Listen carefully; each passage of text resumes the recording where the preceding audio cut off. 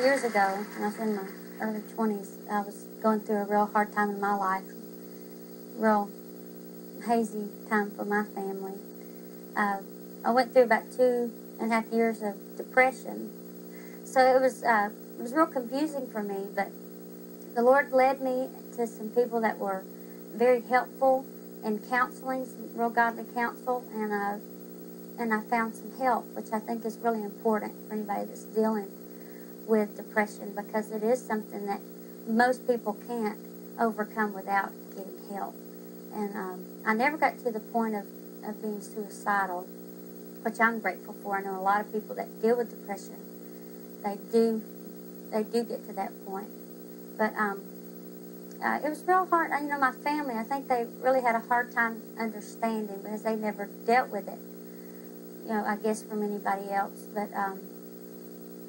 you know, God is faithful, and that's what His grace is all about, is allowing us to be able to overcome and be able to get through trials in our life, whether it's something we're going through or we're having to deal with that somebody else is going through. You want to go for a ride? You want to go for a ride? My husband is Jake Hess Jr., and we met through the Gaither videos and all of those meetings, and he's a wonderful man that has really, God has used him in my life to teach me a lot about unconditional love, which is something that I think all of us really should have the privilege to learn and to experience. And but he didn't stop there. He gave us a wonderful little baby boy. He's wonderful. He's a happy little baby and travels well, which is really important. But I feel so blessed with the family. You know, the scripture says it all about that. You know, where sin is, that grace much more abounds.